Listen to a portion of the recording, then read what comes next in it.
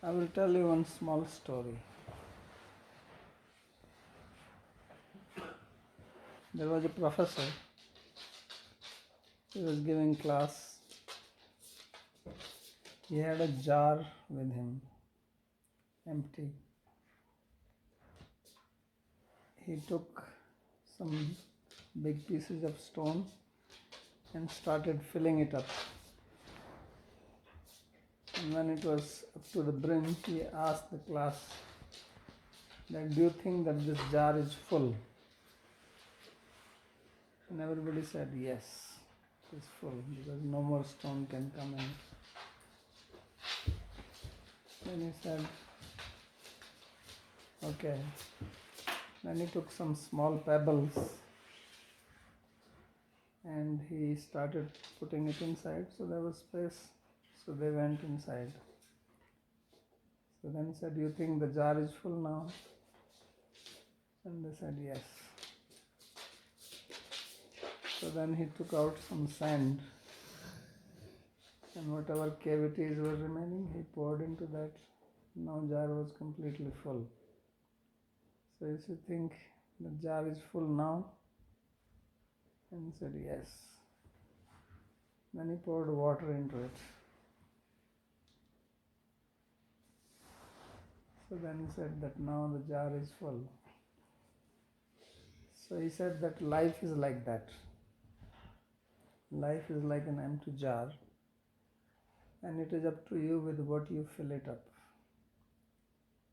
If you fill it up with sand, then there cannot be any pebbles and stones, there will be no place for it. So you have to decide whether you want to put sand in your jar or you want to have big pieces of stone first. So in our life, we have to have a priority. If we fill our life with small things like sand pieces, then there is no scope for the big things. But if you have big things first, then still small things can come from it. So we have spiritual things, which are the big things, and then we have material things. So we can have both, but depending on what you fill in first. So materialistic people, they fill their jar with materialistic things first. Then there is no place for anything spiritual left in it. But if you first give priority to spiritual things, then you can also do material things.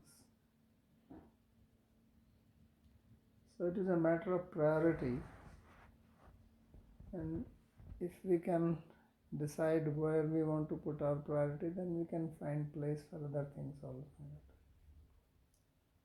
Otherwise, nobody has time in this material world. Everybody is busy, and more technology and more we are busy. Now just the phone can keep us busy. We don't need anything else. Everything is, the whole world is in our hand, thanks to Steve Jobs. So we can remain busy with that. But as devotees, we understand that life is very valuable, important, and Manusya Janma Paya, Radha Krishna Nam Bhajiya, we are singing the song. So Hari Hari Bifala Janma Gamain. So Janiya Suniya this kind. Right? So knowingly eating poison,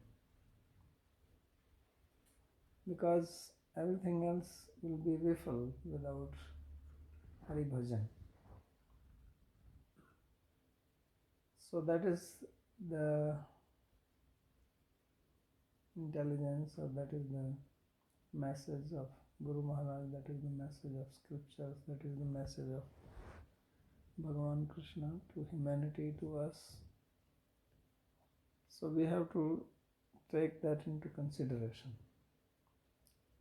And that choice is always available to us. And the life actually has an interesting phenomena that when we give priority to something, then it gets molded accordingly. And then you will start finding time and also the means to do that. But if we neglect, then we will never find time and we will never find the means to do it. So this is how life actually functions. Although everything seems to be prearranged, at the same time we seem to have independence, but it is actually a mixture of both, and we need to exercise our intelligence and our decision making faculty which we have. We cannot deny that we do not have this faculty. So that's what we have to use. And we have to take responsibility for our actions. We can blame others, we can blame this person, that person, but that does not solve my problem. So intelligent person is one who takes responsibility of one's own actions. Whatever situation is coming, I can put charge on others and then become involved in that, and that may be necessary for some time in certain situations.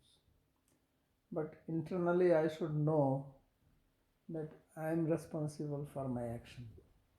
Whatever I am today, it is because of my own decisions. It is because of my own actions, although things may sometimes seem that I was forced to do something. But even that forcing or that control was also my choice. I may have made a choice long ago, but I do not remember it. Because sometimes we wish, we desire, the fruit comes later on. And when the fruit comes of that wish, by that time we have forgotten that I wished it, I desired it, I may even have worked for it. And then I start thinking that I'm being forced, because now the situation may have changed and you probably don't wish that anymore. As a child, you may desire something and your desire is not fulfilled at that time, and it gets fulfilled when you are grown up, but now that desire, that fulfillment has no meaning. So karma is a little bit weird in that sense. That's why Krishna says Gehna Karmano Gatihi, that the movements of karma are very deep to understand. It is not very straightforward. In some circumstances it may appear straightforward, but there are so many things which are happening around us, and we are getting influenced by many things, and we are influencing many things around us. So if we see our life in a bigger time frame, not just few years or few decades, then you can actually understand that whatever is happening to me is actually my own doing. Although at present it may not appear like that to me. So that's why if you see even the stories in Purana, and there are 18 of them, so many times you see that this actually thing happened because there was something else which has happened before, which is not explained in this Purana and this part of the story, but it is explained somewhere else. So there is a whole chain of things which happens. If you read Garg Samhita, then there is so many explanation of all these demons and who was Kubja, who was the washerman and all that, So they have a link previously. We know about the first layer of the story. Yeah, we know Shishupal Dantavakra at least, that he was Ravan and Kumbhakaran. Before that he was Hiranyakashipu and Hiranyaksha. Before that they were Jaya Vijay. But not all the time we are told this thing. So then we wonder why this is happening. Why good things happen to bad people and bad things happen to good people. It's a very common question people ask. So it's actually not like that. That is because we are seeing in a very limited time frame. So if I understand this, then I actually become very peaceful inside me and I feel responsible for my action. And then I become more careful to make decision, because I know that it is going to influence me. If I harm somebody today, then that harm will come back to me one day. By that time I forget, and then I think why this is happening to me. I did not do anything. So we do not know a lot which we have done or which happened around us. We only have a very limited knowledge, and that also even in this lifetime we have forgotten so many things. We don't remember what all we desired when we were young, right? At that time that particular desire probably was very important for us. Now we have even forgotten it, but it may be getting fulfilled now, because it takes time. Even if God has to arrange, He has to see many factors. It's not that He immediately arranges it for you. And it could be even lifetimes.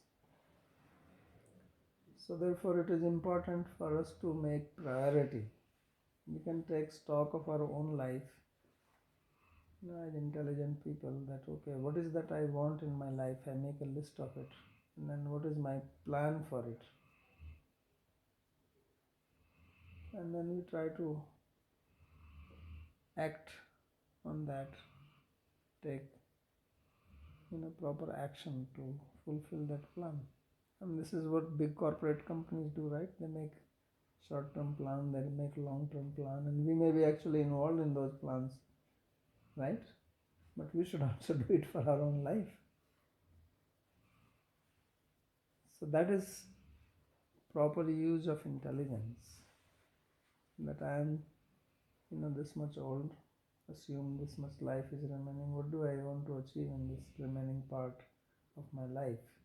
We are not getting younger anymore. Now the curve is declining. We have reached the peak and it's just slipping down. So we have to make plan and give priority and remember it, because forgetfulness is a big problem. We forget very quickly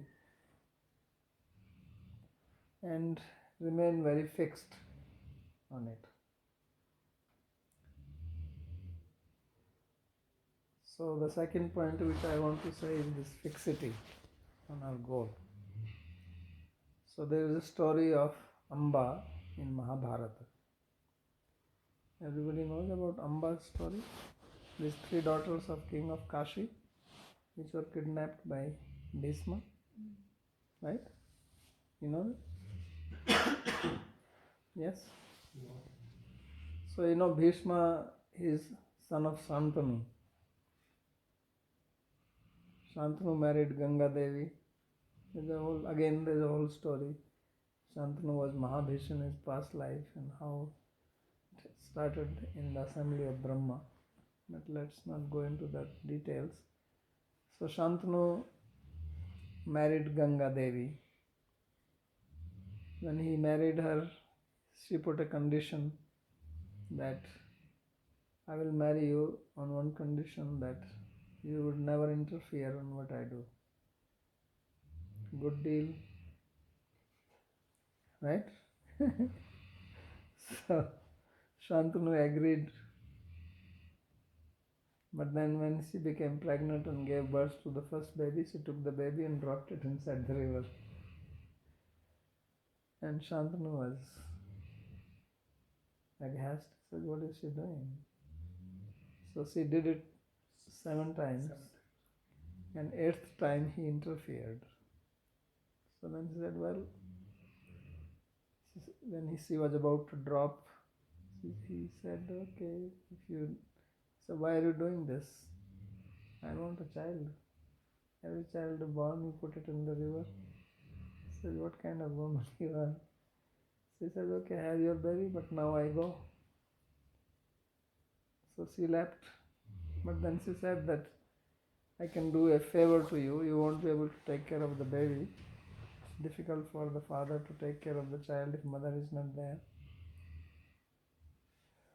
So, you know that joke?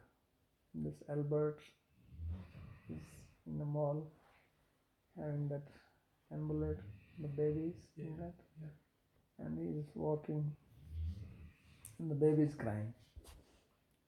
So the man, he says, Albert, keep calm, Albert, keep calm. But the baby is crying. So a woman is passing by, she kneels over and baby tells, what is wrong with you, Albert? What is wrong with you?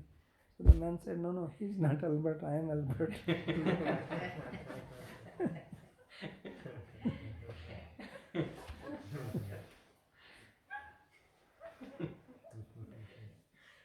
So it is difficult for men to handle a child, They should be thankful that that the wife takes care of it. So she said, I can take the baby with me, and when he becomes a young man, I will bring him back to you. So Shantanu agreed. Anyway, that's how Bhishma was. He was the Bhishma. His original name was Devrata. And then later on he became Bhishma. So Bhishma, then Shantanu married another girl, Satyavati, who was the fisherman's daughter. There's a story for that also. She was really not fisherman's daughter. She was actually daughter of Uparichar Vasu. Okay. Yes. All the stories have stories behind them. So that is when Bhishma Devrata took the vow that he will not marry and he will not be the successor of his father's kingdom, because that is the only way the fisherman could give his daughter to Shantanu. So now from Satyavati, Shantanu got two sons, Vichitravirya and Vichitrangada. So Vichitrangada, he died in a war with Gandharva Chitravatha or Chitrangada. And Vichitravirya, he also died of sickness. But before they died, they were married. So Bhishma, king of Kasi, was performing a Swamvara ceremony. He has 3 daughters. So Bhishma went and kidnapped those 3 daughters. Kshatriyas were also a little bit of gundas in that sense. So he fought with all the kings. He got these girls and he wanted to marry them to these 2 brothers. Actually, one of them, one had already died. So he thought that all 3 can be married to his step-brother or half-brother, whatever you call half-brother, right? Because same father, different mother. But out of these 3, the names were Amba, Ambika and Ambalika. So Amba said that I am in love with Shalva and I want to marry him. So Bhishma said, okay, I will not force you. So he sent Amba to Shalva with guards and chariot and everything, and the other 2 sisters got married to Vichitravirya, who also died without producing any progeny. And then Dhritarashtra and Pandu were born from Ambika and Ambalika.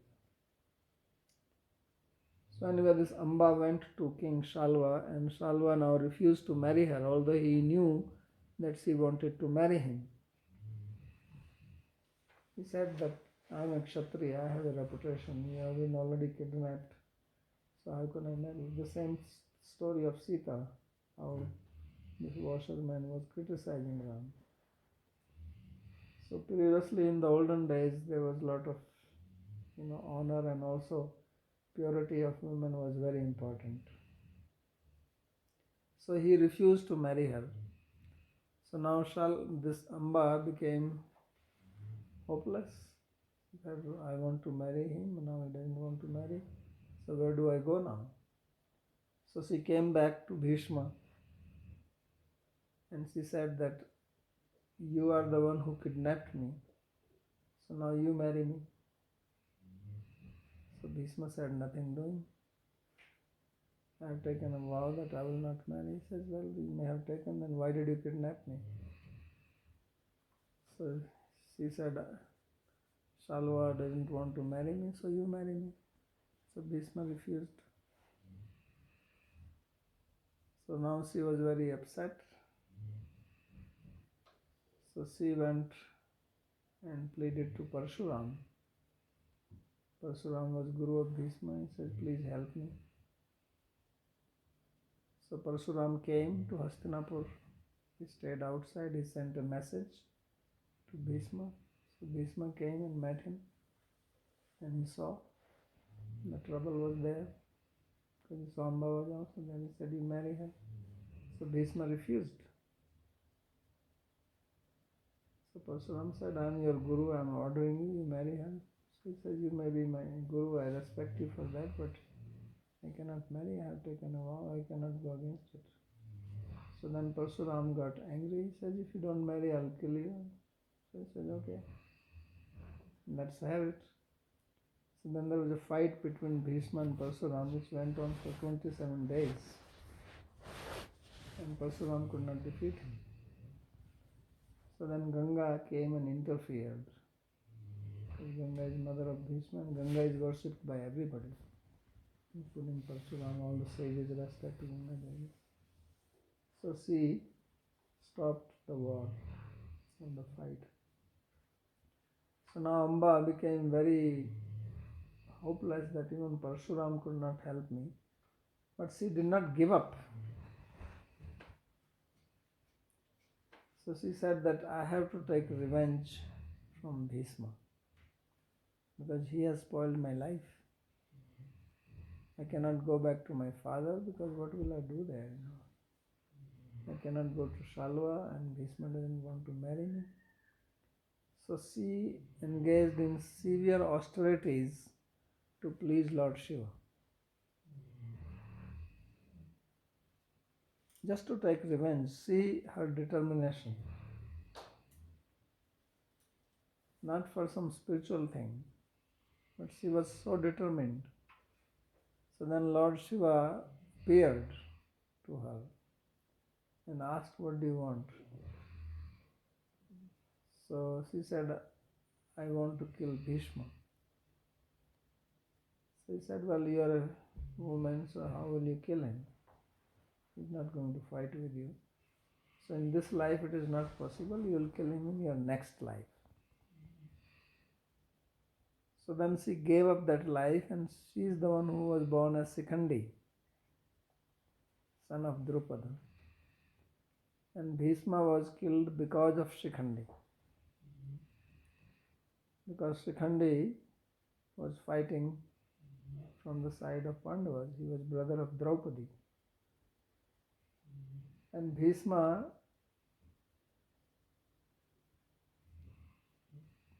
would not fight with Shikhandi. Before the battle began,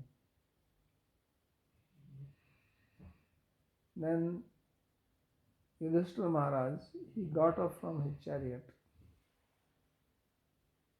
He removed his crown. He was the king from that side. And he walked to the opposite army without telling anyone anything. So people thought that he is giving up.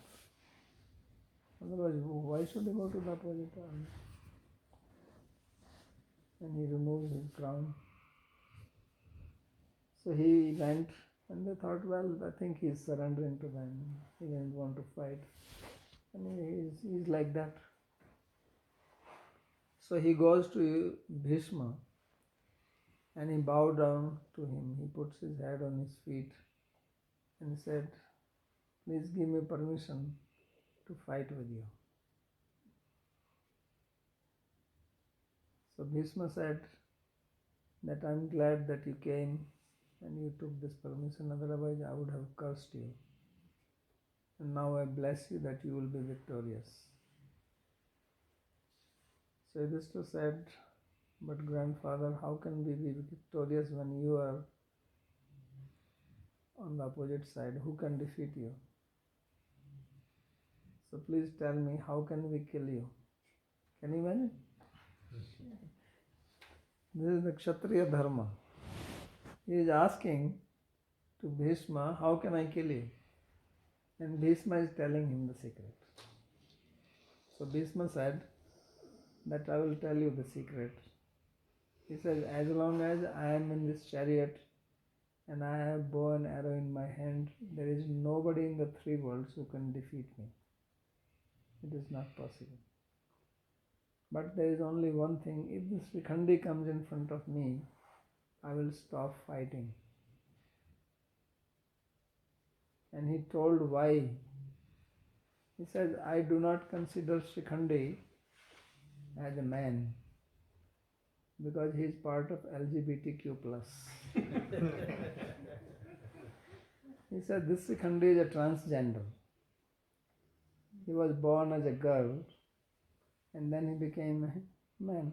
There is a story for that. So he says, I still think of him as a woman, and it is my vow that I will not attack a woman. As a Kshatriya, it is against my principle to attack a woman. So therefore, if this Shikhandi comes in front of me, I will stop shooting arrows.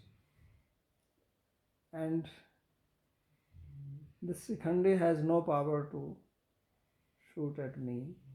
He says his arrows will not do anything to me. You have to get Arjuna behind him. And he should shoot arrows at me, then I will fall down.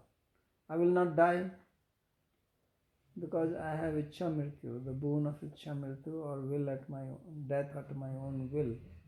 Because when he took this vow that he will not marry, he will not sit on the throne, then his father gave him the boon that you will die at your own will. So he says, nobody can actually kill me, but my body, if it is full of arrows, then I will collapse. And that will be my end. So this is how determined Amba was. That just for this, she gave up her own life, whole life, actually 2 lives. And what did she achieve? Nothing. Okay, Bhishma is killed, so what? And now as Shikhandi, she didn't remember that she was Amba. This is we know from the story because Vyasa writes the story, but she is not knowing that she is Amba and I have to kill this Bhishma. And how much she has to wait. At least some 30-40 years. Because from the point when Vichitravirya was married and now when this battle is happening, these Pandavas themselves, they were not even born at that time, right? Over 100 years. So maybe 100 years passed. Because at that time, these Arjuna, Yudhishthira, they were in 70s. They were not young. They were already mature age. They were probably in the 80s. So that many years she waited to take the revenge. So how much more determined we should be for our goal, which is attainment of Krishna or Krishna Prema, which is so valuable. If Amba could be so determined, we should be 100 times, 1,000 times more determined. So therefore these are 2 things I wanted to say. Number 1 priority, number 2 determination. Because that is the way to get success. Because here in the material world, the atmosphere is not conducive for spiritual life. It is not now some Satyuga. We are living in Kali Yuga, and all around us is nothing spiritual. Even in Vrindavan, So much materialism has come. You come now because you have not been. Deepak is probably the only one who is coming regularly. You won't recognize how much Vrindavan has changed. Even you won't recognize what to speak. What I saw Vrindavan and what I see now, just unrecognizable. It is exactly like we saw in this apartheid museum. They were showing how Johannesburg was before gold was discovered in 1886 and how it changed after that. You cannot recognize. They are showing different places, right? So much changes everywhere in holy places in Vrindavan. All kinds of things are happening. Now they even want to have liquor shops. They actually wanted to have people protested. Now Vrindavan municipality and Mathura municipality have been merged. It is, eh? Yes. So which means whatever in Mathura you can buy meat and everything, that can also happen just because people protest. Otherwise, so previously Vrindavan has its own municipality and it is probably 125 years old. Now they dissolved it and merged it, all because of the land builders. So now there will be no more restrictions like that. So previously Vrindavan had its own identity and its own voice. Now that has gone. So this is how Kali Yuga is progressing. All kinds of developments happen there. So many multi stories. It doesn't look like Vrindavan anymore. So this is the situation in Vrindavan, what to speak of any other place. Like you were asking if there is a traffic jam in Vrindavan. All the time. Because so many cars are coming. And Vrindavan is not some big city or anything. It's a very small place.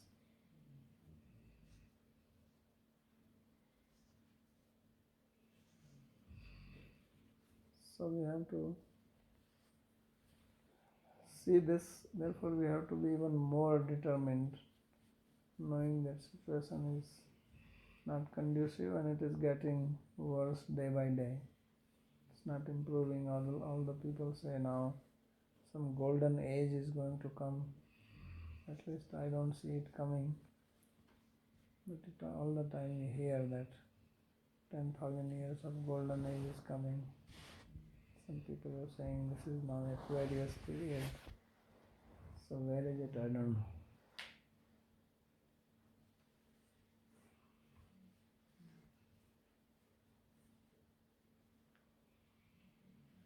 So that's what I wanted to say. If you have to say something, please say it. Babaji, when you started the retreat, you said that Bhakti means cooperation with each other. Yes. And also when you ended the retreat, you also said Bhakti is cooperation. So it was the introduction and the conclusion. But Babaji, why is it that as devotees, we tolerate in a work environment, a business environment, non-devotees, nonsense and all of this, yet with devotees, if a devotee tells us some small thing that our ego gets punctured and we immediately ready to almost attack. Bark. Yes. And we become very, I don't know what is the word. Offended. Yeah, very offended, yet in business environment, work environment, if the boss tells you you are stupid or your customer tells you your product is useless, we smile and we accept it. Yeah, because our priority is money and there we get it. So if you don't tolerate, then you will be kicked out. And what will you do? So if you put priority on bhakti, then we will also tolerate. That's why I said we have to see the priority. So wherever we have priority, then we tolerate. If our priority is position, like politicians, how much do they tolerate? Politicians get so much criticism, right? They don't care. They can tolerate all kinds of abuse because they want their power, They can change loyalties. I don't know here, but in India all the time people resign from one party and they join. Now many people from Congress are resigning and gradually they will come to BJP. They are the same people who were attacking these people previously. You can actually sometimes media people do that. They take one statement, before the elections in UP, Samajwadi Party of Mulayam Singh and his son is there. And then Mayawati, they are arch enemies. They just cannot see each other face to face. Up to the extent that Shivpal Yadav actually tore off Mayawati's dress in the assembly, in the Raj Bhavan, and made her almost naked many years ago. So they hate each other. But now because they both got kicked out by BJP, so they came together. They were all together, as if we are buddies. They are giving statements together, sharing the same stage. We have to fight with BJP, we have to do this, we have to do that. So they can do all this because they want power. For that, you can abuse me, I will take it.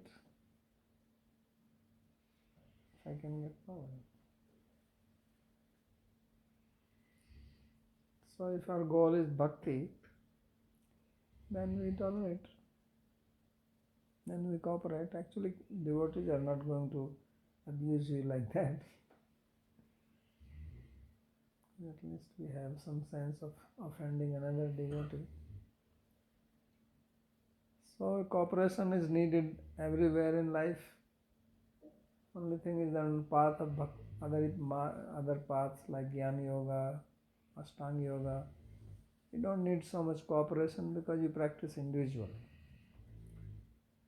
Here also individual practice is there, but ultimately bhakti is a path of cooperation because we serve the common Ishta Devata.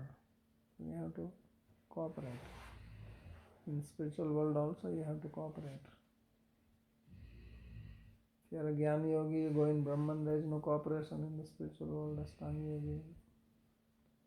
But as bhaktas, we have to cooperate in the spiritual world. So if you don't do it here, how will you do it there? This is the sadhana bhumi. This is the place of practice. So if we don't practice cooperation now, how would we do it in perfected stage? It won't happen. Therefore, we won't reach there.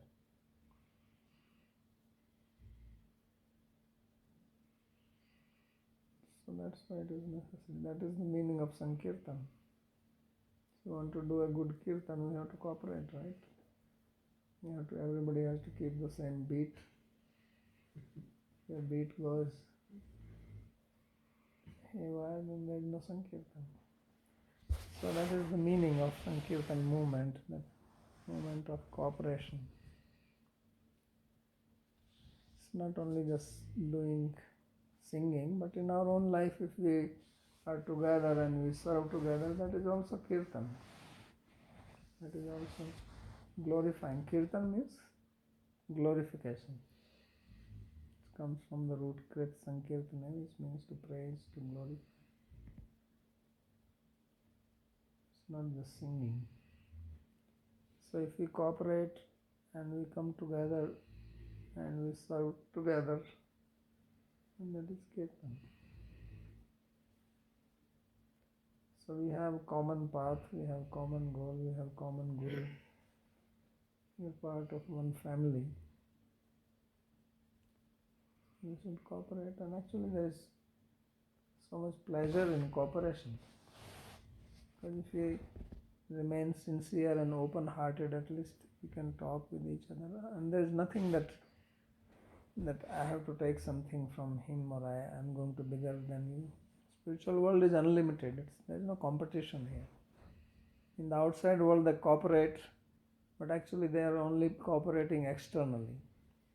Whenever they'll get a chance, they will, right? They'll stab you in the back. If they would have won elections, Sapa and Baspa together, then they will be fighting with each other who wants to be the Prime Minister. So even although they are not really cooperating from the heart, still they are able to manage each other and cooperate. For us there is no such thing. It's not that if you become devotee then I cannot become devotee. Everybody can become devotee. Their things are limited. Seats are limited. Posts are limited. So therefore they stab each other. They compete. And their cooperation is only for their own benefit, not to benefit the other. But here in the spiritual world there is no limit like that. We all can become devotees and serve Krishna, because spiritual world is unlimited. So we don't have to become envious or jealous of anybody. If somebody is making better progress than me, I should be happy.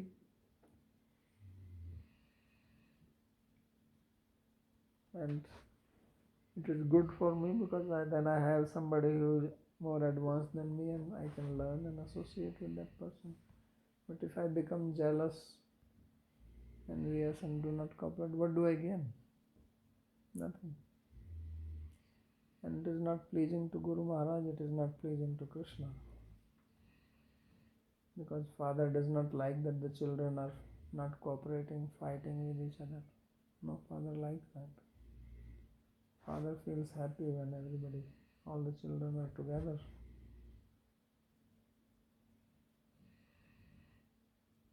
So there is actually no good reason not to cooperate.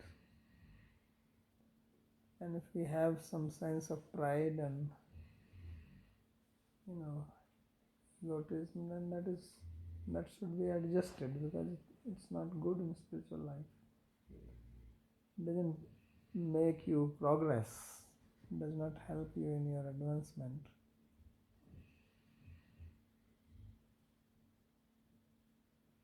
In the material world it may help, but here in spiritual world it does not help. That's why Krishna does not tolerate pride.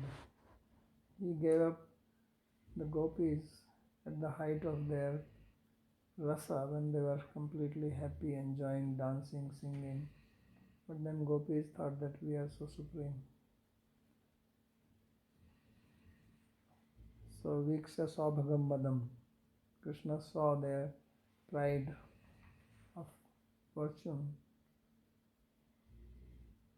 So Prashantaya Prasmaya Tattarevantarthi, to calm their pride, he disappeared. And then he went away with Radharani. Then Radharani also thought, of course they are all pure devotees, it's a leela to teach us. And Radharani thought, I am special. So she said, I am tired, I cannot walk. You take me wherever you want to take me. Krishna said, okay, sit on my shoulder. So he bent down. She really thought that he is going to carry her. When he actually bent down, and as she lifted her foot to jump on him, he was gone. Her foot fell on the ground instead of on his foot. Then she started crying. He praised her, Hey Ramananath, Kwasi Kwasi Mahabhuja.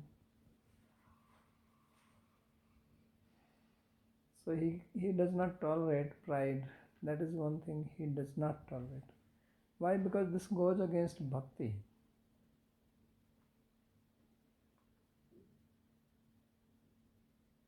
So we should know that. That's why Mahaprabhu said, Pranadapi Sunichena, Taroriva Sahishunama.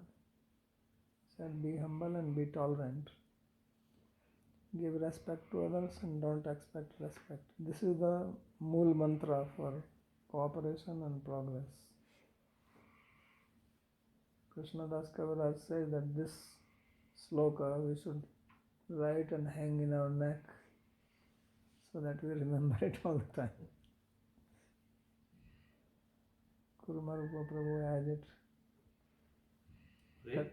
tattooed on his chest. Wow.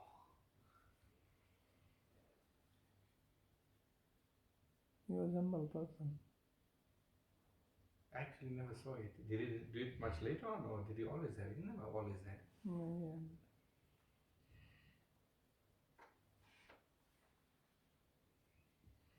So Babaji, it makes sense that you say that in a business environment or in a work environment, as a devotee, you're willing to be humble and tolerant because the end goal is money, and we'll do all. Yeah, because we don't want to lose our job or our position. Yeah. So then, Babaji, what stops devotees from? Because we have that humbleness and tolerance, but in a devotee environment, what stops us from being humble and tolerant and cooperating there? Because we don't value devotion. We value our job and our position, that's why we tolerate, right? In bhakti we do not value, so that we do not tolerate. So if I lose bhakti, it's okay. It's not okay if I lose my job, therefore I'm very careful and I'm being tolerant. So it is not that I cannot tolerate, I have tolerance and I do tolerate. And it's not that I cannot cooperate, I do cooperate, even if unwillingly. So that means I have the ability to tolerate and I have the ability to cooperate and I have the ability to be humble. And I do practice it in my business world or corporate world. Why? Because I value my job, my position, my salary. So I don't practice these characteristics when it comes to devotion because I don't value it. If I value it, I will do the same.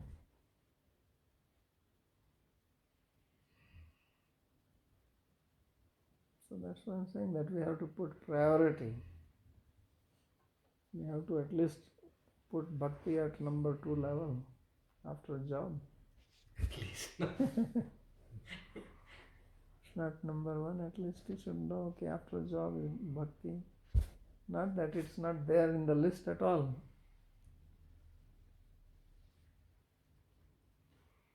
So then also I will tolerate.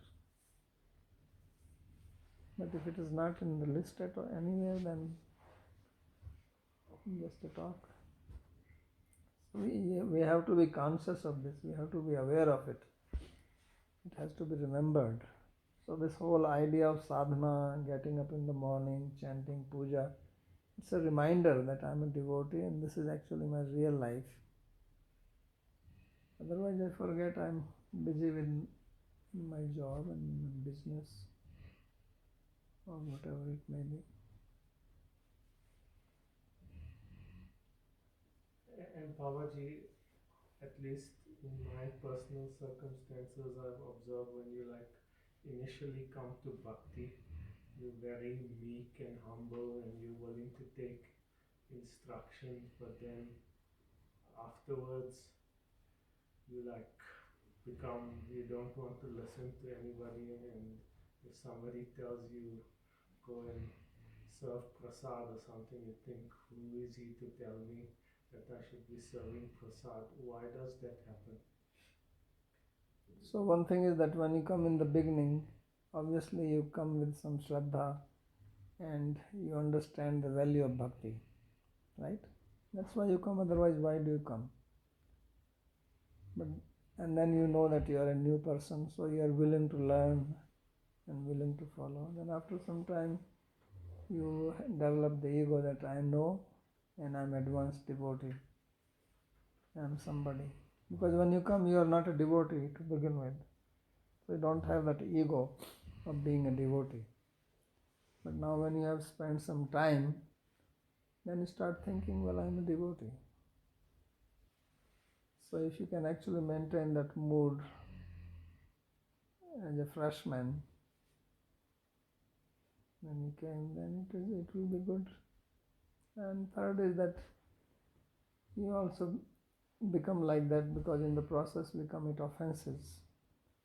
So the offenses then make our heart hard, make us proud, and lose humility. So that is another reason.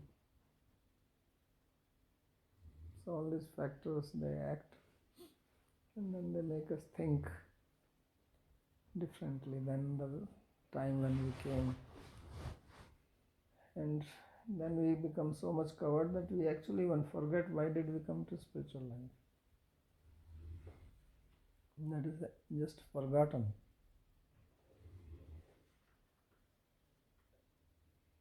So it is good actually to reminisce and remember the mood and sincerity which we had when we came.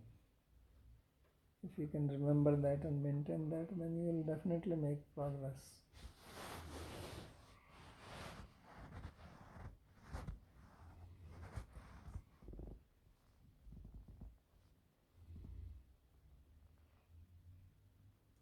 And Babaji, if you have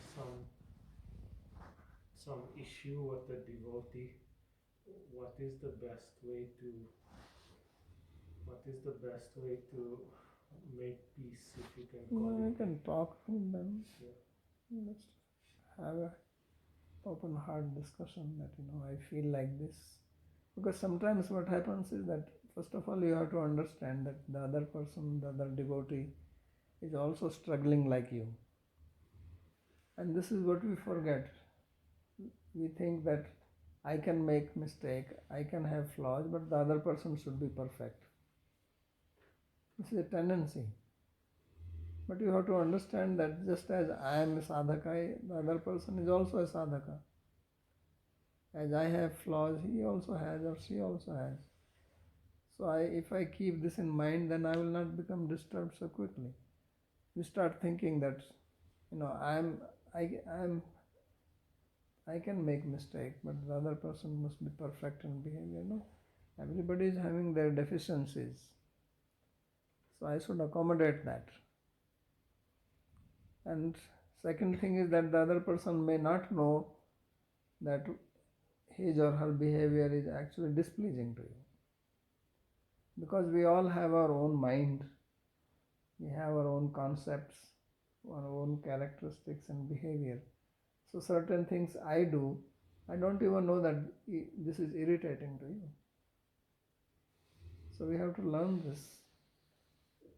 So sometimes you can reveal your heart to others that you said this was hurtful to me, and I will appreciate if you don't behave. So if you can humbly approach the other person, because the other person may not think that his behavior is being hurtful. It's very difficult to get into somebody else's shoes and understand their mind. But it is a good practice that you try to understand, okay, this person has a personality like this and this is how he behaves. So if I have an idea, then I understand, well, this is his character or her character.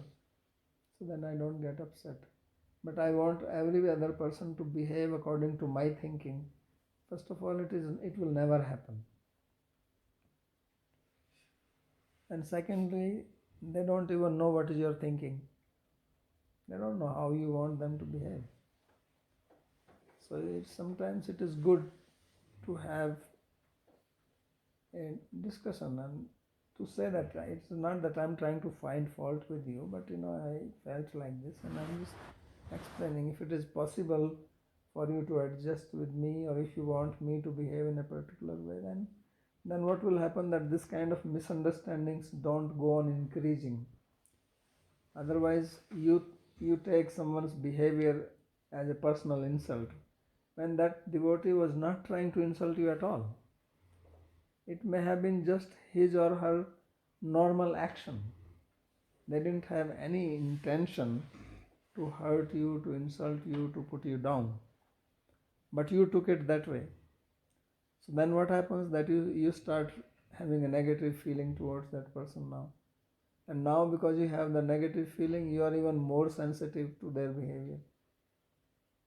And then you will behave in a particular way which may not be pleasing to the other person. And then it goes on increasing, and then ultimately, you part ways. So that's why if we are tolerant, if we are humble and we are accommodating, then we can talk. If you feel the need, if you can tolerate, then you don't need. I mean, I live in the ashram, so that is one good advantage of living in the ashram, that you have to deal with people of all types of characters. And it is not that I am, the head of the ashram, so I don't have to tolerate. Actually, I have to tolerate more than anyone else, because I have to deal with everybody. Other people may not have to deal with everyone else. They may have to deal with one or two people. I have to deal with everybody. And everybody is different. They come from different countries, different language, different food habits, everything. So I see this. So I have to be more tolerant than anyone else. So but this makes me understand their mindset, So I know, okay, he comes from South Africa. He has this kind of background, so I should be like this with him.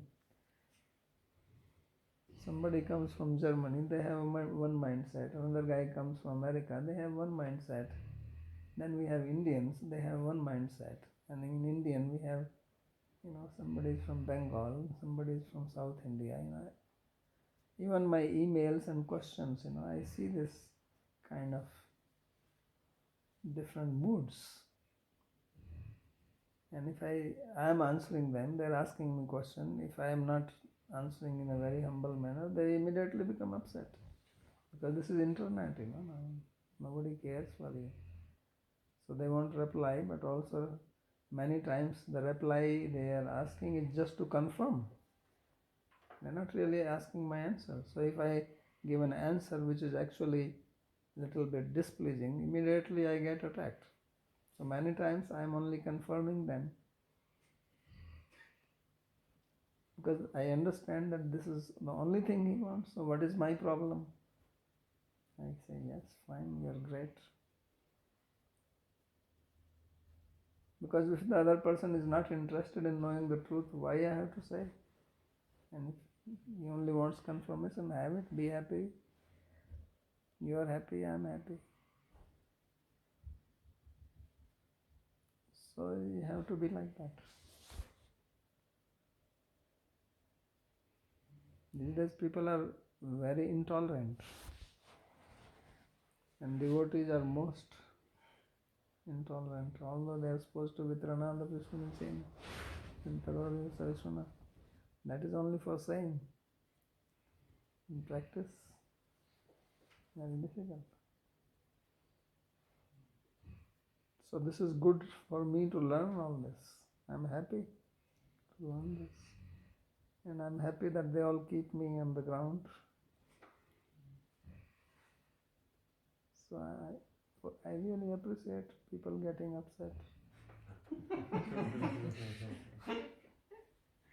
Yeah, this didn't allow me to become proud.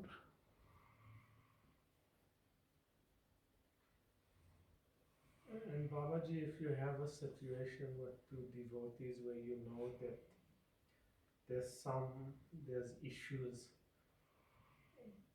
there's some unease, but superficially you carry on as if you play a game, almost as if there's nothing, but deep inside both parties know that there's some unease. How do you resolve that? Yeah, so that can only be resolved if you are sincere to resolve it.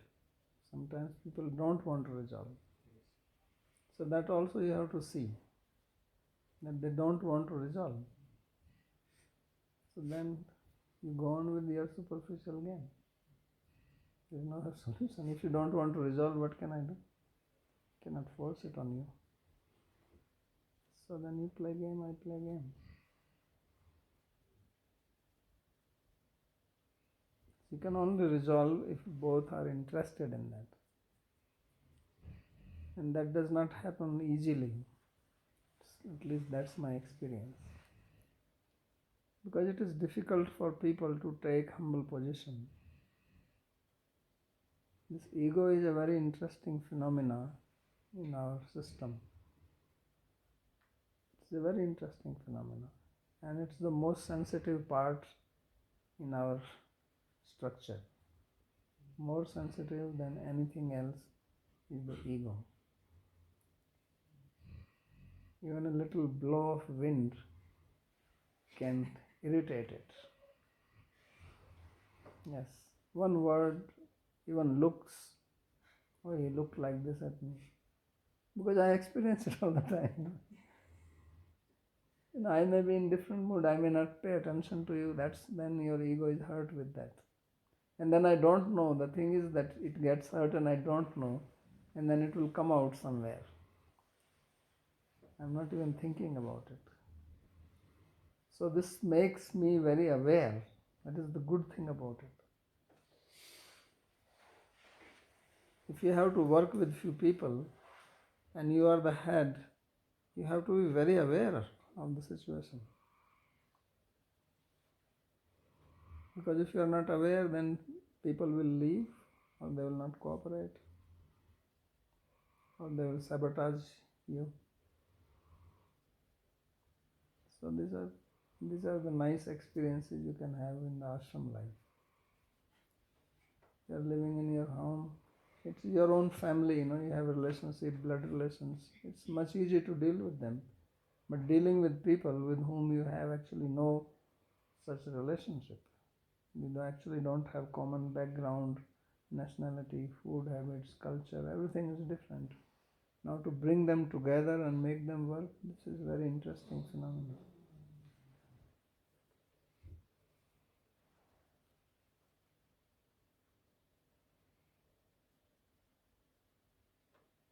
Babaji, one more question. From my experience, there's the psychology that you often hurt the ones that are closest to you the most. Why does that happen? Because we take it granted that these people are with us, and some new person comes, we don't take that person as granted. So we give that new person respect, we'll care for that. But one who is with me and helping me all the time, I take it granted. So therefore I may hurt that person, I may not care for that person. Naturally it happens like this. But it should not be like that.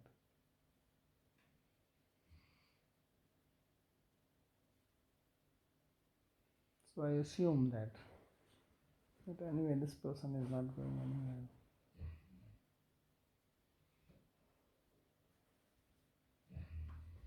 So therefore those who are closest may have to bear the brunt of your anger or your harshness. And somebody who is new and he is actually nobody in your life may get more respect. Because you are not taking that person granted, you want that person to join or cooperate with you, so you give more respect to that.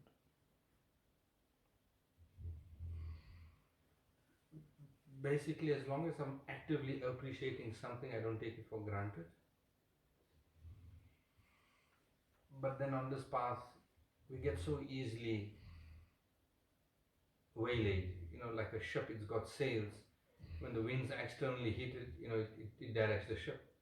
But we've got winds internally in our minds and our attachments and that as well, that waylay us. So how do we, they say that deep, you keep in a room and you close all the windows and then you make sure that the deep burns straight up. As soon as you open the windows or you open the doors, the deep starts shaking. But we have to live in a world. And then how do we keep this active appreciation for Bhakti, Guru, Vaishnava, Shastra? Yeah, that's why I'm saying if you understand the importance, same point I started with priority. You see, if I understand, like why do you keep the deeper fixed in the wind when it comes to money? Because that's my priority. So I'm able to tolerate, I become humble, I don't show my pride, I don't freak out, don't flare up. I do all these things because I want the money, I want to keep my job, I want my business to run. But when it comes to bhakti, I don't care if this person goes away. But if I understand that this person is very important for my bhakti, because my guru is going to ask, why did you not cooperate with this person? Just as in the corporate world, you cannot just shout at somebody, they will throw you out. Right? So if I think that all these people are part of my family, like in your own family, how you tolerate it? If your brother is not doing some things, you don't immediately kick him away. So if you feel the same about your spiritual family, and say that actually he is my brother, and even if he has certain flaws or not doing things, I cannot kick him away, or I cannot be just not concerned about him, because he is part of my family, part of my guru's family. So if you have that same feeling, then you will not be like that. So same, the example of material life you apply in the spiritual life. Same thing. Because the mind and our character is same, and I'm doing good in material life, I can do good in spiritual life also if now I bring out the same thing, same kind of parameters, same kind of dynamics into my spiritual life. So if I understand that Guru and Krishna, they will not like if I insult a devotee, if I disrespect a devotee, just as in the family, the father will not like it. So we don't do it naturally there. Here also we should not do it.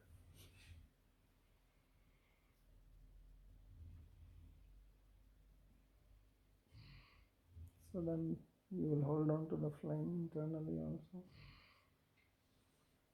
and not blow it away. Babaji, you said that we act like this because we don't value devotion. Yes. So, what is the thing that we do the japa and we wear the kantimala and we take diksha? So then, how does that?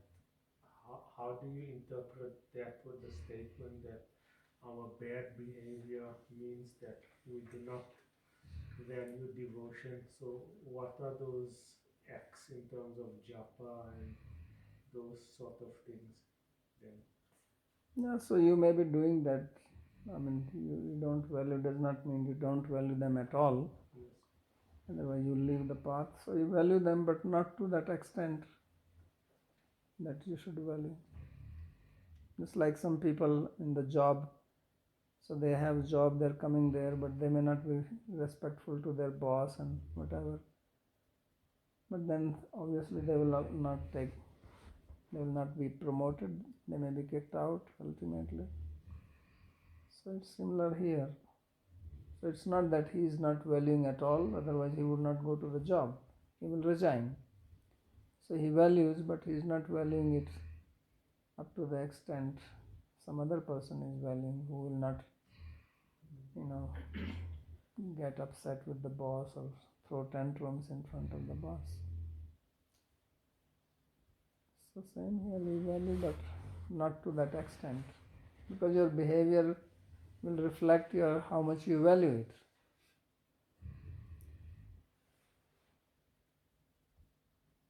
So if I value it, then I follow it. If I don't value it, then I'm wishy-washy. So if I don't value it completely, then I give up it completely. Like many people just go away from bhakti. They drop everything. So that means they don't value at all.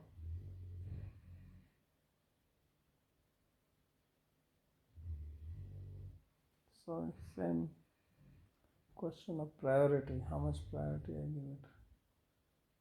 So I am not absolutely neglecting it, but my priority is very low. So then I behave like this. If I increase the priority, my behavior will change.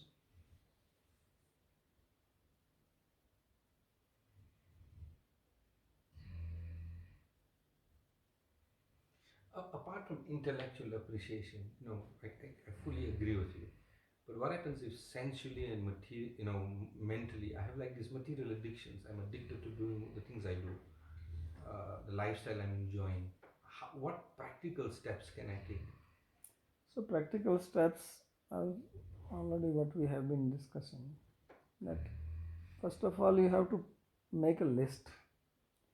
That what do I really want bhakti? Because if you don't want, why would you take a practical step? If I'm sick, do I really want to cure my sickness? Some people are not bothered. They say, anyway, मरना तो है यार, मर जाएंगे क्या? चलो पियो, खाओ. There are people like that. So first you have to make a list. What is that you really want in your life? And you make it sincerely. Nobody is forcing it on. If you don't want bhakti, okay, that's fine. That's your decision. Nobody can force it. But if you value bhakti, then put it there on the paper. And then you have to be constantly aware of it. That I really want it. Not that I put it on the paper and then I forget it. So every day you have to remember it, that this is my goal and these are my priorities. Stick it on your mirror when you're brushing your teeth in the morning when you wake up, so you see it. Okay, these are the things I want in my life. You affirm it every day, every day, every day. Why? Because we don't have the samskaras for bhakti. We have samskaras for all material things. Because that has been our life. We are in the material world. We are conditioned by that. Now we are trying to change our conditioning. We have to create new samskaras. So you have to work hard for that. So every day you have to remember it. So all this japa, deity worship, taking prasad, this is trying to fortify my samskaras of bhakti. But these things have to be done with awareness, not that I do them mechanically. So when Rupa Goswami says that bhakti is durlabha, so he says alabhyasu, what is that? Anasangasya alabhyasu chiradati. That if you do practice without attachment, without awareness, then alabhya suchiradapi, you can go on doing it for a long time and may not get it. Because our sanskaras are created according to the emotions with that and awareness with it. You are driving, you see so many things, but you don't pay attention, so they don't create any sanskaras. So repetition and awareness, these two things create deeper samskaras. Emotion. So emotions we don't have. Awareness we can cultivate awareness and do it repeatedly. So that's what advertisement is the good example. So they make these advertisements and they repeat it again and again. So repetition is there and they catch your awareness. So they make it in a nice way, half-clad woman, nice scenery, music with it, which catches your attention. So then what they are trying to do is two things. They want you to be aware of it and repeat it. And then emotion will come with that, liking, attraction. So that thing we have to do in bhakti. Because for bhakti we don't have emotions, we don't have awareness, we don't have liking. So intellectually you said you understand. So now if you understand intellectually, now you use your intellect to do this. Otherwise you have not understood intellectually. If I understand intellectually, then I use intellect. So intellect says that if I repeat it, if I be aware, if I have emotions with it, then I will become attached to it, then I'll create samskara, then I'll make progress. That is the sadhana. Why Sankirtan is said the most important thing? Because music. People like it. That's why all the advertisements make it with a nice tune and same thing. So same Sankirtan. Why Sankirtan is important? Because it catches your attention. Done nicely. Besides, of course, the name has its own power, but to make your absorption into it. Babaji, if you do bhakti with intention and awareness as opposed to doing bhakti mechanically, what are the outcomes of the two different ways of doing bhakti, if you can call it? Then you'll start liking it and you'll become interested in it. Then you will naturally lose interest in other things. That means now your priority will increase for it. Because where do we put our priority? Whatever we like, whatever is attractive to us. Right on the top of the list. Yeah, so then it will increase your priority. So that's why it says that bhakti will naturally create dispassion in material things. That will be the outcome, which means it will create attraction for itself. Like for anything, material things also, you start smoking, what happens? After some time you develop attraction for it, your priority increases. Then you give up something else and you have time for smoking. Becomes natural, becomes habit, you become addicted to it, develop taste for it, start feeling good about it. So then when you're in the airport, you're looking for the camel room. It feels so good as soon as you see the camel room. It's like if you have to go to bathroom, you have the pressure, you're looking for the bathroom. They exactly have the pressure like that.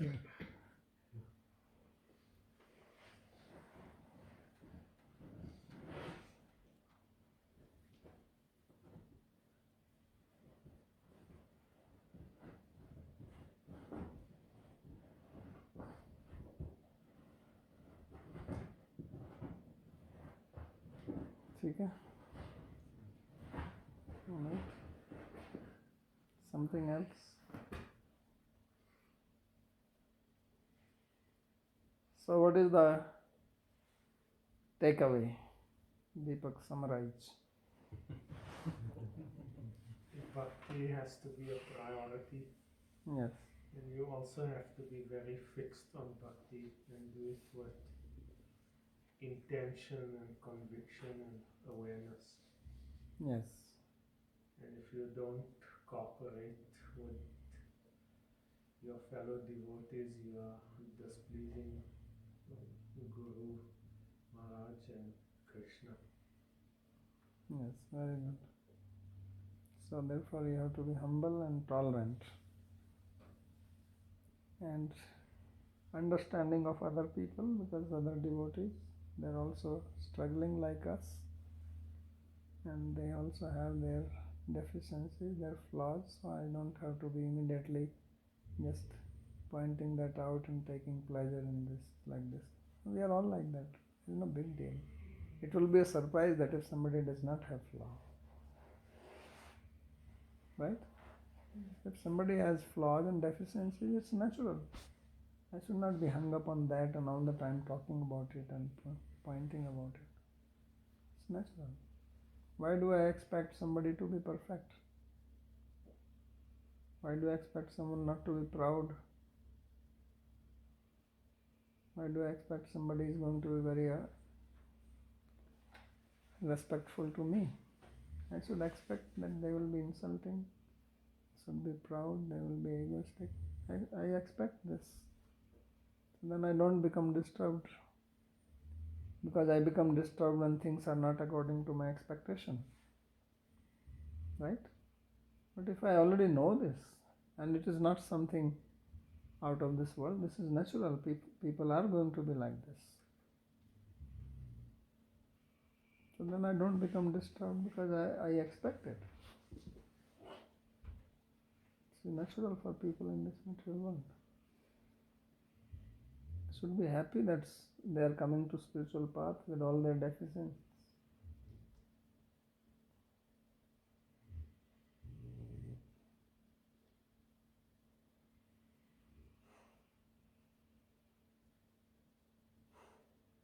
Okay.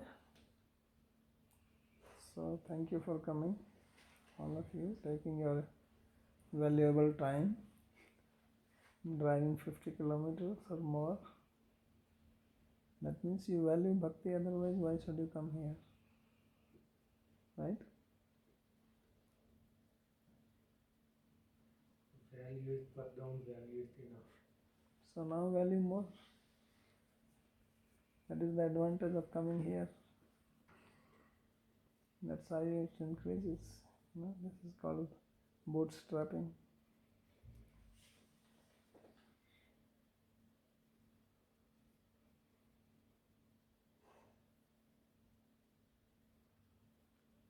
Okay.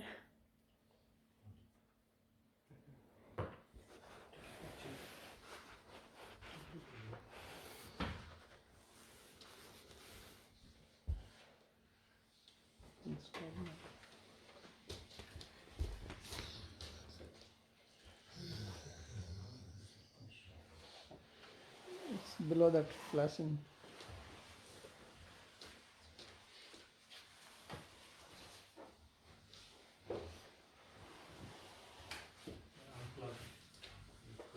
Yeah, it's gonna go up again.